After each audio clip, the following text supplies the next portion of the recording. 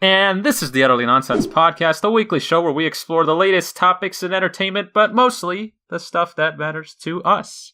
You can find us on YouTube, SoundCloud, iTunes, Google, Spreaker, if we're lucky, Spotify. It'll be on Spotify. Did you hear that? It'll be on Spotify by the time this comes out, because I just submitted it for approval or whatever.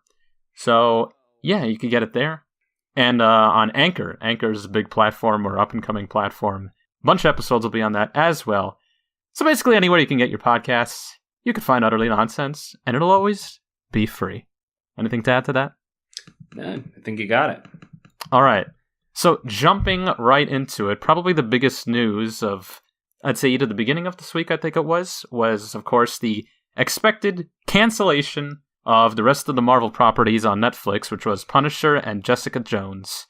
Punisher just had its second season, and now it's not going to have a third. And Jessica Jones will still come out with the third season, but that'll be it, and we'll get nothing more from Marvel on Netflix. But the series, or the seasons that are there, will be on Netflix for, I don't know how long, but I'm assuming that's because they have some kind of ownership to it. Yeah, I mean, I'm guessing because it's the original network that aired it, because it's sort of maintained this asynchronous format for the longest amount of time, they're probably going to get to keep the rights to at least, play the content they already have. Right. So I do want to say, first of all, I actually covered this on my radio show back on Monday. So for anyone who's listening in the Bloomsburg area, you can listen to me there Mondays from 6 to 7 on 91.1 WBUQ, The Revolution.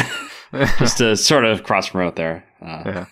I don't know. I might actually try to get these podcasts up there. So pays to cross-promote a little bit. Got to cross-pollinate. Meet that whole convergence model. Right. But yeah, so I mean, it's not shocking to me in the slightest that either series was canceled.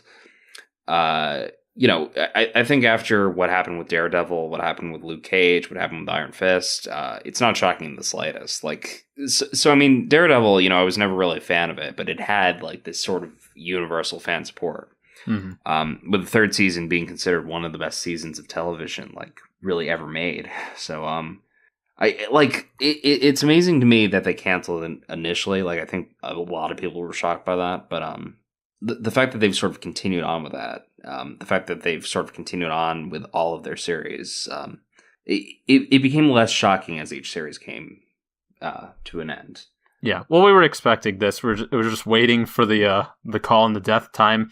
And as the story goes, because Disney is coming out with their Disney Plus streaming service, which is the Netflix for everything owned by Disney, so that includes Star Wars, Marvel, and everything else, basically. Right. I didn't read this anywhere officially, but it might be an okay assumption to make that Disney might have been raising the price of licensing the properties for Netflix to make new series. Not just that, but essentially if they have more Marvel shows coming out on Netflix, they view that as simply just advertising for Disney. Because, Disney owns the properties, and since Disney will be yanking it's like Star Wars, all the Marvel movies, and their television series from Netflix, they say, why are we going to advertise for this streaming service when they're yanking out all of this content from our platforms? So that's it, we're done. Yeah, so I mean, I don't know if you heard the same thing about the clause in the contracts of each of those shows that I did. So again, I don't know how much truth there is to this, but apparently there's a clause in the contracts of each of the Marvel Netflix shows that essentially says no other streaming network can actually claim the right to use these characters. No actual service can claim to use these characters in live action portrayals if the show's abruptly canceled, like for, I think it's like a few years. Which is just sort of to, I guess, keep Disney from canceling. So, I mean, there must have been some motivation behind this whole thing. Yeah, definitely. But it sounds like Disney won't be able to use these characters on their streaming network, despite the popularity that we're sort of seeing with fans. Yeah, that's a real shame, because I really liked the Daredevil they had. Charlie Cox, I think, is great, and Vincent D'Onofrio as Kingpin. Yeah, I mean, unmatched.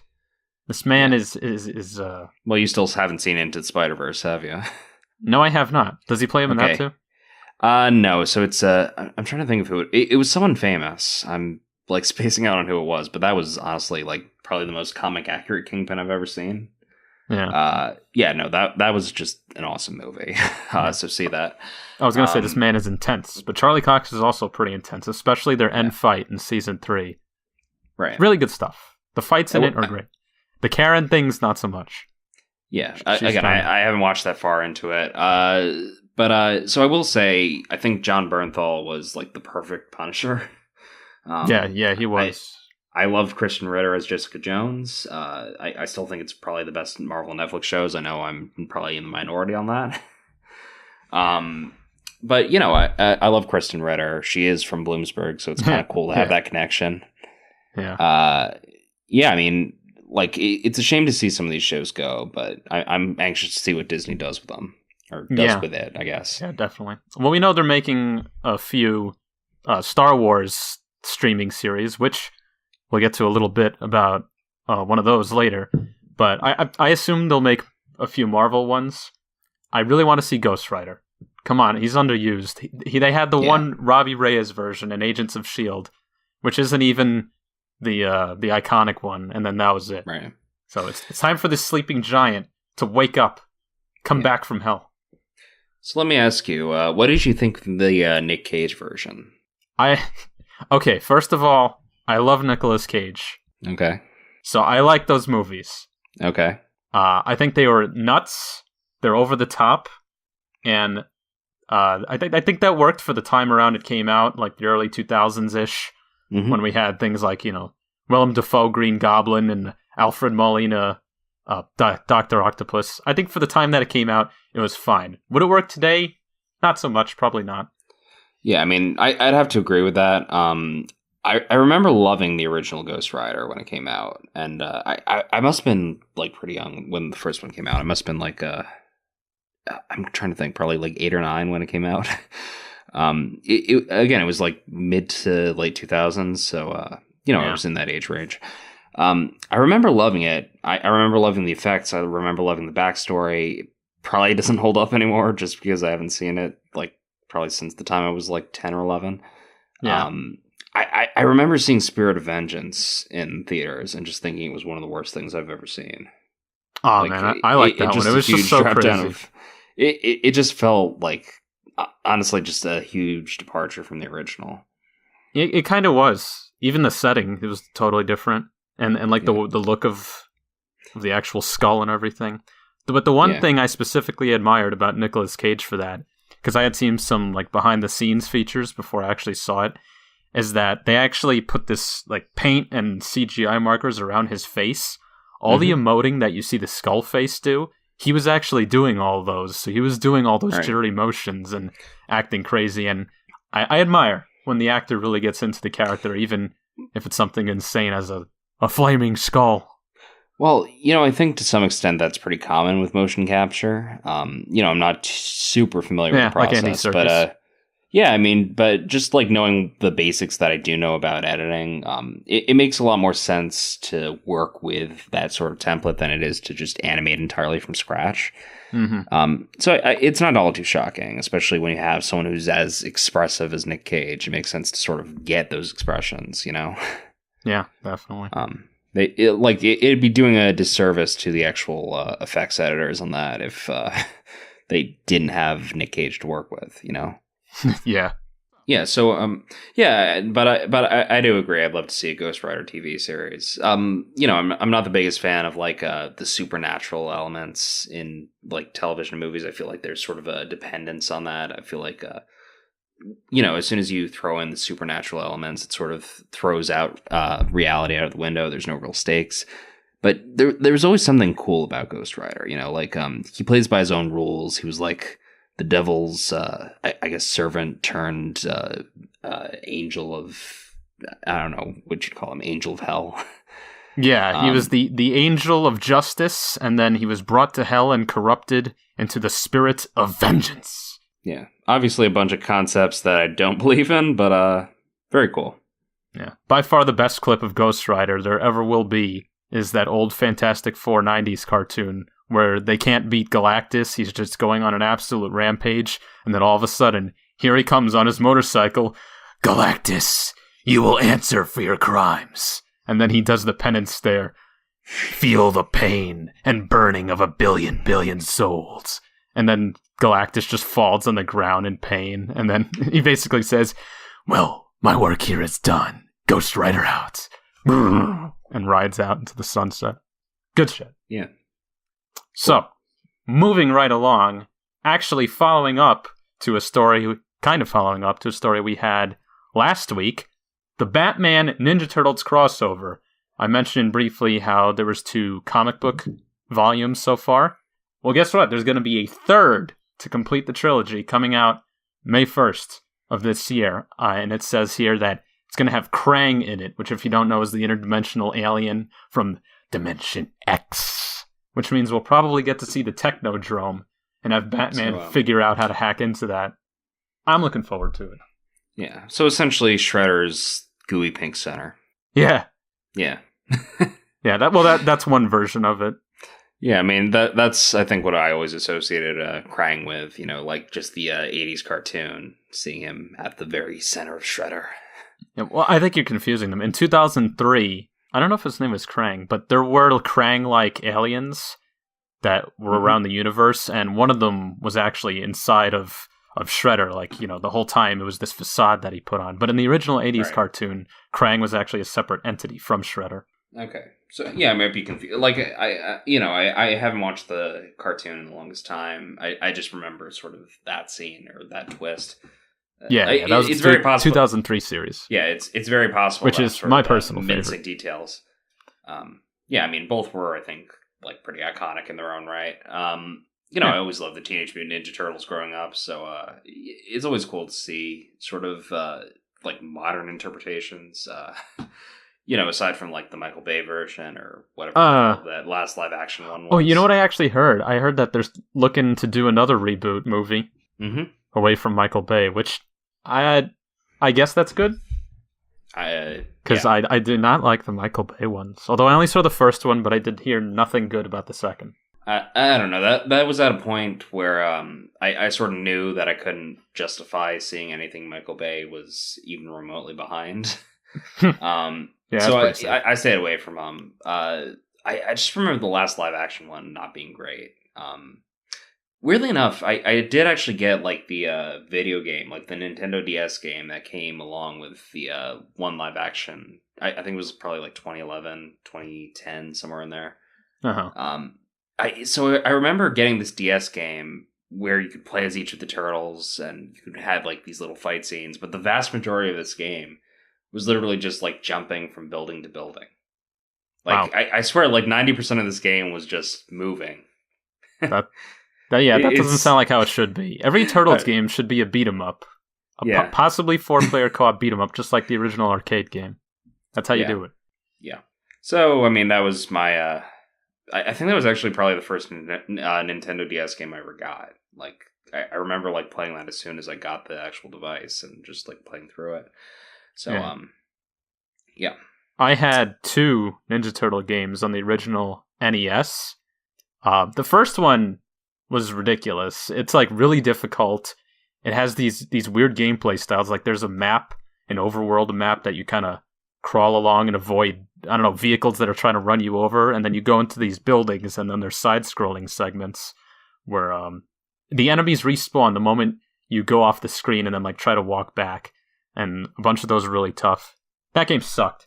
But then there was TMNT 2, the arcade game, which was the port of the actual arcade version. And that was 2 players, and you could pick any of the turtles. I played that so many times, me and my brother. That was one of the games that I learned how to play games on.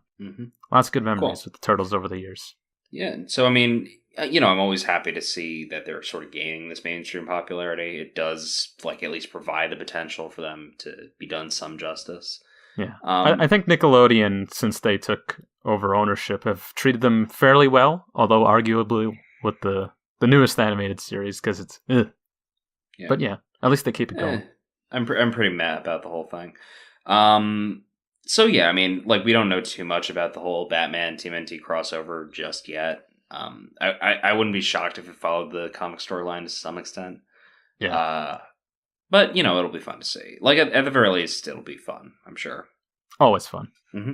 So, speaking of nostalgic 1980s properties, let's talk about Ghostbusters. We didn't get a chance to mention this yet, but there's going to be another new Ghostbusters sequel-ish? Right. It's basically going to be Ghostbusters 3. After all this time, they've waited, and now since, of course, the 2016 one was a big steamy pile, they're just kind of going to ignore that, as they should, in my opinion. And the son of the original director, Ivan Reitman, Jason Reitman, is taking over, I think, writing and directing, or at least writing and producing. Yeah, nope, he's writing and directing. Good. Well, I mean, the more major thing is that he is directing. The more major thing is that he is helming the thing. It's his vision at the end of the day. And he was on set when the original movie was being filmed before anyone else got to see it. So yeah, I mean, he was there. I had heard that he had some role as an extra in the original. He was the kid at the beginning of 2 when they go to do a birthday party, and he says to them, he says, my dad says that you guys are, what does he say, fake or something like that? It's been a ridiculously long time since I've seen Ghostbusters 2, so I couldn't tell you. Yeah, he says something to that effect. I'll edit it in the scene here with the audio. You know, my dad says you guys are full of crap. Jason, well, some people have trouble believing in the paranormal. No, he just says you guys are full of crap, and that's why you went out of business. Okay, so I do want to say, like, based on the initial press we're seeing so far, based on like the teaser we saw, it looks like he knows what he's doing. It looks like he's going to do this whole series justice, which I think for a lot of fans of the original, it's a breath of fresh air, especially after like Paul Feig just kind of defiled the series with his last one. Talk about resurrecting the dead. He dug up Ghostbusters from the grave and then he pissed on it. Yeah, so I do want to cover that real quick. So this was not a good movie. I know critics are sort of bending over backwards to appeal to the SJW crowd. Yeah. I get, why people think representation matters in Hollywood. I get why people want to see more female-led projects, but if you're just making a terrible movie for the sake of diversity, you're like, what's the point? You're not helping anyone out. You're just, setting your whole movement backwards. Yeah. I really don't think there was that much that was like good about the 2016 version. I like Kate McKinnon's character, I guess, but I think that's more because I just love SNL than thought it was a genuinely great performance. Yeah. Even the effects weren't great. They looked like something from Eddie Murphy's Monster House. I mean, hell, you look at the original 1980s version. Those effects still hold up for the most part. Like, how the hell did they end up making worse effects in this modern movie? Yeah, like if you consider how good they look, and during the time that movie was made, those effects were way better than the ones in 16.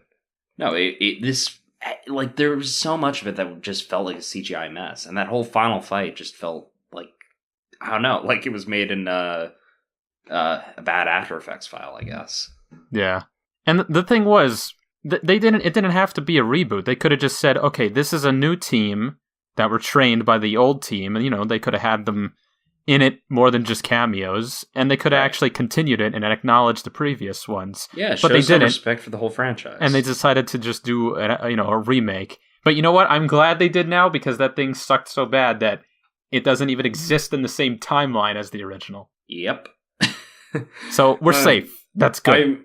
I do want to say, like, I'm not sure exactly what interview he said it in. Jason Reitman basically made the point that, he's a fan of the 2016 version. And I don't know if he's actually a fan or if he's just trying to appease the fans of the 2016 version. I don't know if he's just trying to stop himself from riling any feathers. But I doubt he's an actual fan. Even Dan Aykroyd basically disowned the movie.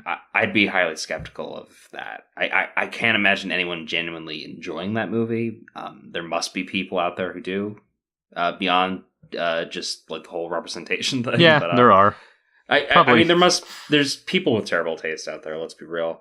But yeah. So I think he handled the thing perfectly. Like, I think that's really the only way you can sort of appease those sort of I hate using the term SJW over and over again, but that's the only real way to sort of appease those SJWs. Yeah. Well, I feel like when you say SJWs, you mean the people who browbeat others when they say that movie isn't good, or that it's bad, or that it isn't real Ghostbusters. Because, at the end of the day, we don't hate you if you like that movie. If you like it, fine, but don't rag on other people who say, yeah, that's crap. Right. And call them, this and that. Try to label them as something because they have an opinion that differs from yours. Yeah. No, I fully agree. Yeah. And on that note, if you like this movie, you suck. You're a loser. No, I'm just kidding. Yeah. But, just based on what we're seeing so far, I think Jason Reitman's handling the whole thing with respect. We actually just listened to a Bill Burr clip from his Monday morning podcast. He had Jason Reitman on, I guess, last week. This was the 18th, so this is 3 days ago at the time of this recording. So it sounds like Jason Reitman, first of all, really knows what he's doing. I mean, he directed Juno. He's had a really long career directing indies, so he definitely has that sort of experience. He's definitely an accomplished director in his own right. But it sounds like he's really treating the whole project with respect. Like, he knows what the fans want. He knows what made the original Ghostbusters great. So, he's making Ghostbusters great again. He says he says repeatedly that this is absolutely for the fans, and we're taking all of that into consideration. I was one of those fans as a kid because I was literally there, and he says that they're even taking out old assets from the movie that they used back in the 80s, and they're actually using those to film new parts. I think he mentioned specifically the a title poster or something that they physically filmed it with a lighting setup instead of going into a digital program and creating it. So that kind of dedication is admirable. So I have hopes that this movie will not let us down. Hopefully. Yeah. Well, I'm anxious to see it. Like, again, what we're seeing so far looks really good. So, and they're bringing the old car back. That was the first thing that got me hooked. Was they showed the old car, and the new car wasn't bad. I actually liked the fact that it was just a newer model of the same exact vehicle. But that that one was from the 80s. So I thought that was an interesting connection. But this is the classic one. The old, I fully agree. What is it, a Cadillac? Cadillac hearse? Sounds about right. I do want to say, like, we haven't gotten too much of the plot so far. It almost sounds like Ghostbusters with kids. Like, it sounds like they're doing a Stranger Things type thing. But, I heard that. In a horror format. Which I guess there was a scene in the second season, which I've been meaning to see the second season of Stranger Things for the longest time, just because I love the first season. But apparently there was a scene in the second season where you sort of see these guys in Ghostbusters garb, like trick-or-treating for Halloween. Yeah. I remember. I think people have been making that connection pretty heavily, So it's nice to see that dynamic. I think it's going to inspire like a new generation of kids, Yeah, that might be what they're going for. Yeah, which again is pretty awesome. Like, you don't really see a lot of movies nowadays that sort of have that inspirational factor. Everything is almost politicized, Yeah, politicized, a lot of philosophical leanings, adult thinking. Yeah, so I'm anxious to see this thing. Yeah, we all are. So, moving on with throwbacks. So, Star Wars, what's going on? Well, after the Solo movie, the entire schedule of Disney Star Wars was all disrupted. The CEO came out and said, we're rethinking the whole thing. We're slowing down the release schedule. And one of the famous rumored in development projects was, of course, an Obi-Wan spinoff. But after Solo kind of bombed flat out, I believe mostly because of the Last Jedi controversy and the fact that it was only 5 months after that movie came out. I mean, so I think part of the reason Solo failed was because, they did rush it a little bit. I think as soon as Disney got Star Wars, their whole goal was just sort of to pop them out as much as they could. It was like just some random person winning the lottery instead of making, a scheduled plan on how to invest their sudden earnings. They just went, "Wah! Money! Let's buy things!" Yeah, I mean, so I think the biggest problem with Solo came down to the marketing. It just, production problems aside, the trailers just didn't do it any real justice. It looked just boring from the get-go. It kind of does. To this day, I have not... I've seen every Star Wars movie within my lifetime in the theater. except for Solo. Like, it just bored the hell out of me. I had Well, no desire to actually except see the it. original trilogy. I said every movie within my lifetime, but yeah. Oh, right. Okay. I missed that. Yeah, no, obviously the original trilogy was before my lifetime, so I could not possibly have seen it in theaters. What about episode 1? Did you see that? When was that, 99? Yeah. Yeah, no, so I missed that one too. Attack of the Clones I saw, Revenge of the Sith I saw, Force Awakens and Last Jedi I saw. Well, you could have seen episode 1 when they really re-released it in 3D. Yeah, I guess. I don't think I went out of my way to see that, though.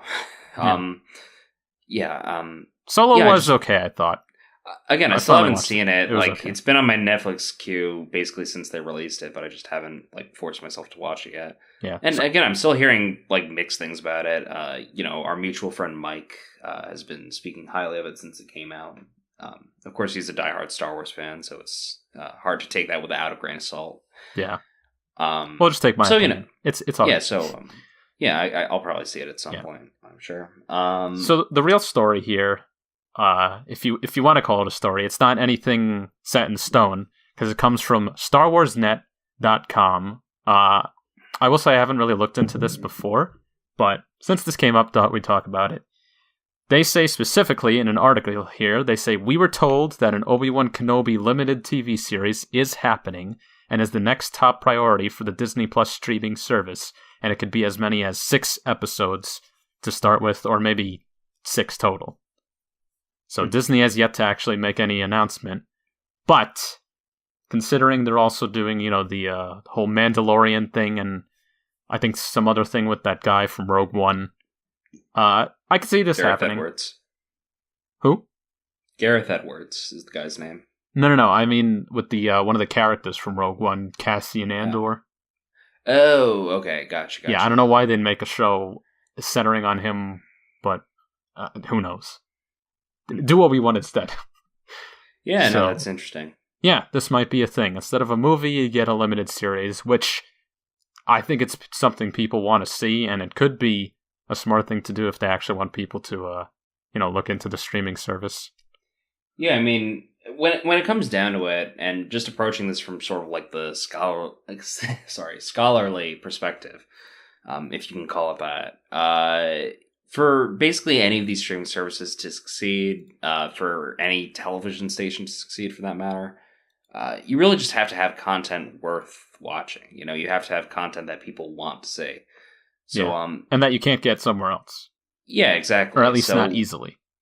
So, I mean, Disney is obviously a media conglomerate at this point. It's like close to monopolization, honestly, with the Fox merger. So, they have the resources where they could make some really good content, and they've been like consistently pretty good. You'd be hard pressed to find a Disney movie that outright sucks. So, I think that they have the potential here to make a really great streaming service. I think they do have the potential here to sort of steal away some of Netflix's and Amazon Prime's audience. Yeah, definitely, because they have 2 of the biggest entertainment properties in the world. They have Marvel, they have Star Wars, and they have Disney. Yeah, all the animated movies and everything. So The Incredibles is not going to be on Netflix anymore, I assume. Incredibles 2 they put on Netflix not too long ago, which that's what I'm talking about. I feel like they almost wouldn't put Incredibles 2 on there if they were planning on pulling it right away. I don't know. It seems like a weird decision, especially since they're in the process of sort of removing their presence from Netflix. Yeah. Well, it kind of functions as an advertisement, like, hey, this will be here for now, but not for long. Yeah. So, I mean, realistically, and, I always go back to, like, the Legends of Tomorrow example. If you've ever seen the first season, there's, like, I think it's, like, the year 2500. The government is the government no longer exists. The entire country is privatized, and everyone who actually has a control as a shareholder. You got to put a quarter in your doorknob to open it. Let's be honest, that's where Disney's sort of headed. Yeah. We'll all be slaves under the House of Mouse at some point. Oh, God. Sure. I did not like that mouse. Really, in all seriousness, like I'm probably gonna get Disney Plus as soon as it comes out. Like, I feel like it's gonna be hard for them not to gain an audience on there. Just give you Yeah, a they'll definitely reputation. get people. I mean, think about parents with kids. They're going to say, oh, this is my kid's favorite properties. Of course I'm going to buy this. They can watch it all day on their iPad. Funniest thing, so I was out drinking with my dad and a friend of his, and this friend of his has like a 2-year-old daughter. And the daughter was apparently obsessed with Moana. Like, I guess that was like the most recent like great Disney movie that came out. So I watched it. It was bland. I mean, I enjoyed it. I liked the music. Dwayne Johnson was awesome in it. But yeah. So apparently they took it off of Netflix one day, and it completely ruined her life. Oh, wow. Yeah. So yeah, I'm anxious to see what Disney Plus comes up with. I'm anxious to see what original content they come up with that you really can't see anywhere else. Well, it shouldn't ruin her life. I mean, you can just buy it. Yeah, which is what he ended up doing. But Yeah, it's like, well, there you go. Why waste the money? You know, like you're paying for this monthly series or monthly service, so you might as well get your money's worth. You know. Yeah, I feel like that's a trend now. Like, instead of even buying digital things, people are just going straight to streaming. Yeah, I mean, like, that's basically how I approach music nowadays, you know? Yeah, Like, exactly. you can pretty much find everything on Amazon Prime Music, so, why go to iTunes or, like, even stop by a record store anymore? Aside from, like, nostalgia. Yeah, I feel like records are the most collectible thing about music. Who wants CDs? Nobody wants CDs. Yeah, I mean, I always I feel like even to this day, CDs have the best audio quality of like any recording, but you can't beat the convenience of a digital download. You can't beat like the warmth of a record, and I always like collecting records just because of the artwork, Yeah, which is minimized on CDs and basically non-existent on digital. So yeah, and they're not going to sell SD cards with music. You might as well Yeah, I just mean, what would be the stream point, it or download it at that point. And even then, like direct to digital music is meh. Yeah, I don't know. who knows? So I think we had one final thing, right? Something you wanted to bring up. Yeah, sure. Let's cover that in our last few moments here. So I guess I'll introduce it here since I brought it up. So for anyone who hasn't seen Robert Rodriguez's new movie yet, myself included, Alita: Battle Angel is actually. So I guess the best way to say it is it's getting mixed reviews. So the critics aren't crazy about it. It's got currently 59% on Rotten Tomatoes as of the time we're recording this, which isn't great. That's a failing score by their metric, a rotten score by their metric. Audiences, on the other hand, are obsessed with this movie. Like it's got overwhelmingly positive reviews among the people who are actually watching it. Which, given that it's Robert Rodriguez, I don't think anyone's surprised by that figure. Yeah.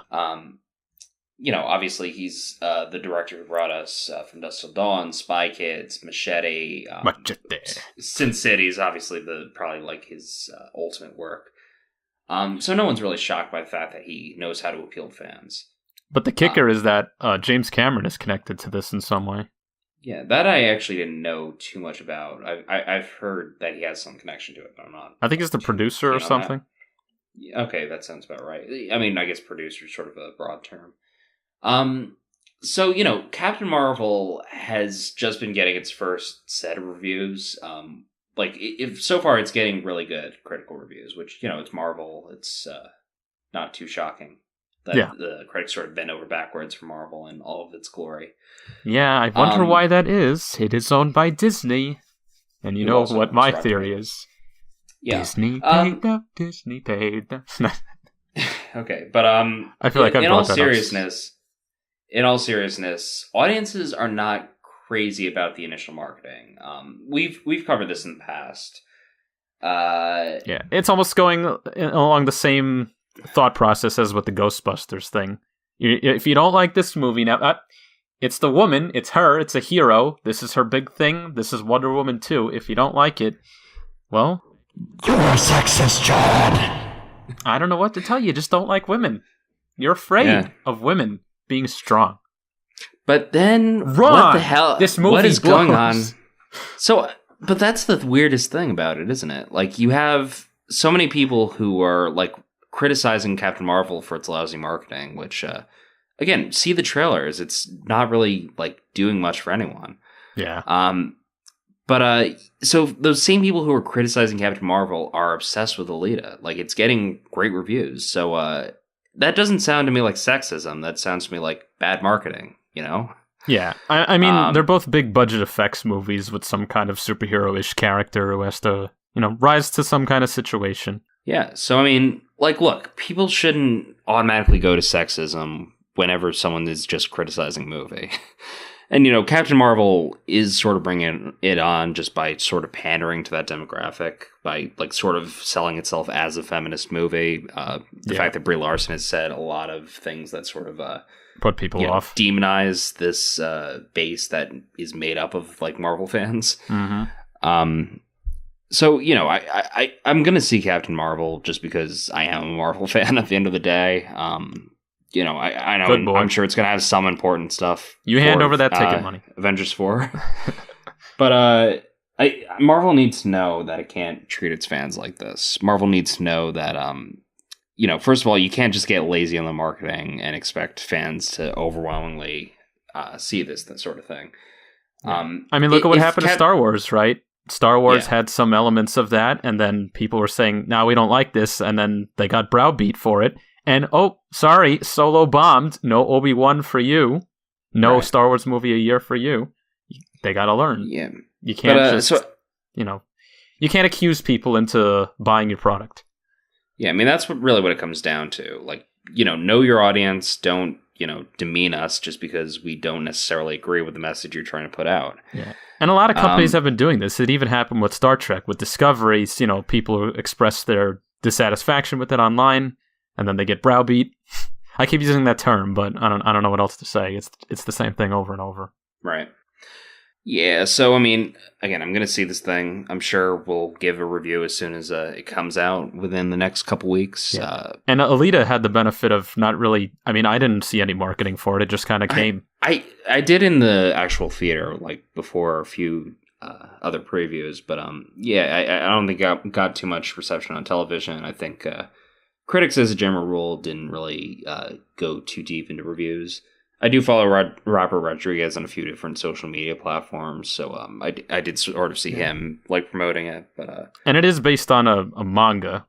And which I'm actually not really all too familiar with the original. I'm shocked that no one's called it out for whitewashing, but I guess the actress playing her is well. First of all, every character in like anime manga, they all look white. Because they're not really trying to be features. White characters, which again is a whole like different other weird thing. Listen, the Japanese people, they don't care about this kind of crap. So like, bear that in mind if you think that Alita is some kind of feminist thing. It's not. It's based on Japanese. They don't care. It's just a fun-looking movie when it comes down to it. It's a ride. Like it looks exactly like Ready Player One to me. So if you like that, I guess you'll like this. Which, for what it's worth, I did really love Ready Player One. We actually do have a review on our channel for anyone who wants to check that out. Check that out. Annotation here. No, wait, we can't do that. Seriously though, one of the best Spielberg movies I've ever seen. One of the best movies he's made within the last 20 years. Go check that out. So I think it's about time we wrap this up because we're almost at the 40-minute mark. Yeah, we had a lot of good stuff. A lot of good things. Yeah. And, of course, as you know, without further ado, this has been Utterly Nonsense. And you can listen to the full episodes of the podcast on any platform where you can find our name. There's a bunch of them. I mentioned them. Find the links in the description. And you can look at all the clip segments during the week. You may have seen them already if you're actually a subscriber. So you can also check us out on social media. We put our updates there. Links in the description, like I said. And with that note, 8-bit music, play us out.